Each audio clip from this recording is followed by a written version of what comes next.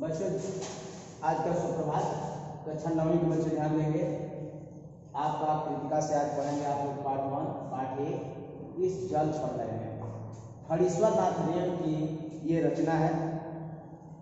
ये आपका जो है इस रिपोर्टाज में देखेंगे। हरीश्वर नाथ रेणु ने इस रिपोर्टाज में लिखा है इस जल प्रलय में।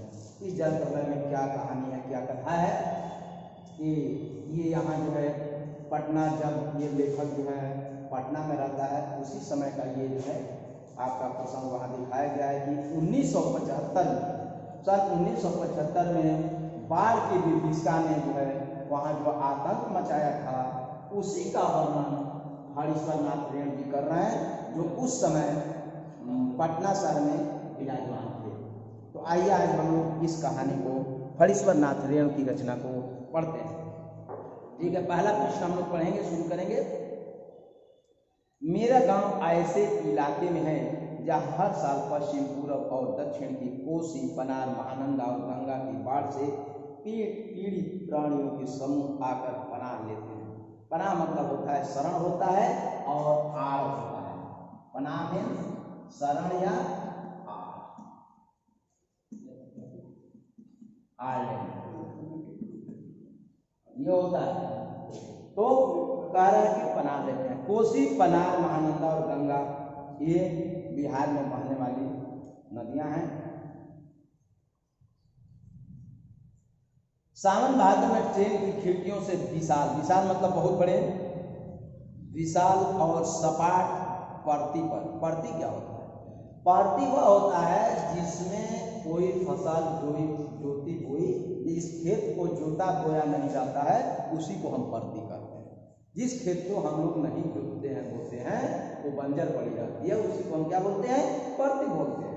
फिर आगे कह रहा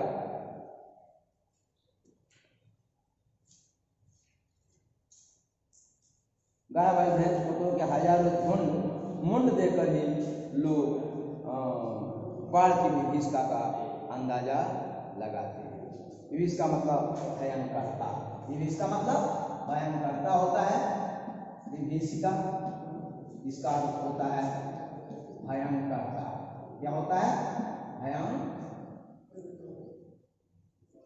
भयंकरता। ठीक है, तो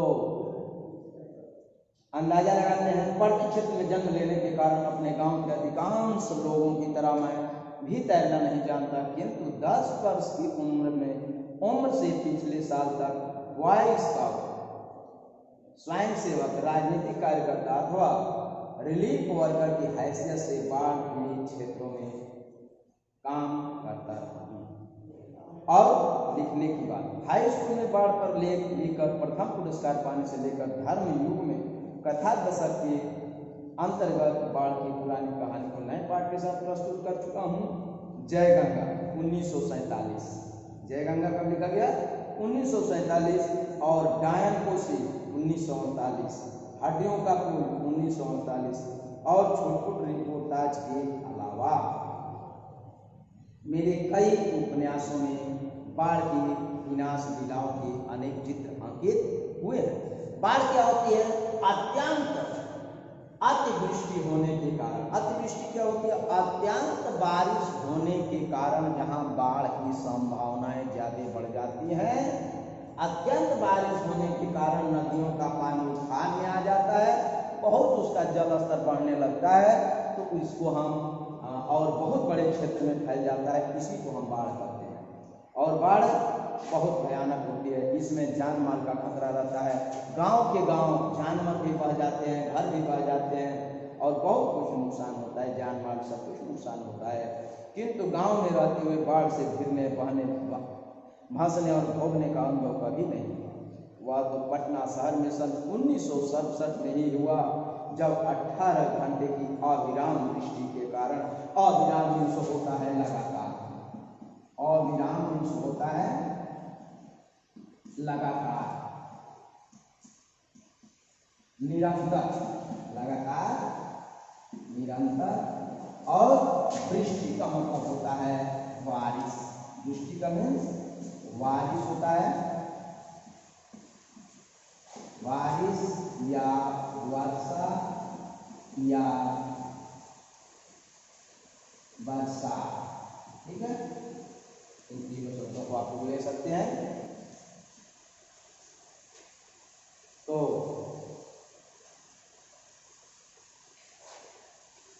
ये कारण पुनपुन का पानी राजेंद्र नगर कंकड़बाग तथा अन्य निचले हिस्सों में घुसाया था, अर्थात बाढ़ को मैंने भोगा है शहरी आदमी की हैसियत से। हैसियत मतलब होता है अवकाश, हैसियत मीन्स अवकाश, हैसियत मीन्स होता है अवकाश। ठीक है, ये आप लोग जानते चलिए। इसलिए इस बार अवकाश मीन्स होता है सामर्थ्य। क्या होता है? सामर्थ्य। और इसलिए इस बार जब बाढ़ का पानी प्रवेश करने लगा, पटना का पश्चिमी इलाका छाती भर पानी में डूब गया, तो हम घर में ईंधन, आलू, मोमबत्ती, दिया सलाई, पीने का पानी और कामकोज की गोलियां जमा कर बैठ गए और प्रतीक्षा करने लगे। प्रतीक्षा मतलब होता है इंतजार। प्रतीक्षा मतलब होता है इंतजार। क्या होता है? इंतजार। प्रतीक्षा मतलब होता है इंतजार। सुबह सुना राजभवन और मुख्यमंत्री निवास प्लावित हो गया। प्लावित होना का मतलब होता है जिस पर बाढ़ का पानी चढ़ाया हो, जो जल में डूब गया, यानी जल से प्लावित हो गया, जल में निमग्न हो गया और डूब गया हो, उसी को जल प्लावित कहते हैं। दोपहर में सूचना मिली गोल घर जल से गिर गया है। यो सूचना बंगला में इस वाक्य से मिली थी, जानो गोल घर डूबे के थे। और 5 बजे जब काफी हाउस जाने के लिए तथा शहर का हाल मालूम करने निकला तो रिक्शे वाले ने हंसकर कहा, आप कहाँ जाइएगा? काफी हाउस में तो अबले पानी आ गया होगा। अबले आपका भोजपुरी शब्द है। अबले मतलब होता है अब तक। अबले मीन्स दिया है कि अबले हम लोग अक्सर इस भाषा का प्रयोग करते हैं भोजपुरी में। अबले मीन्स अब तक। ठीक है, अब तक पानी घुस गया होगा।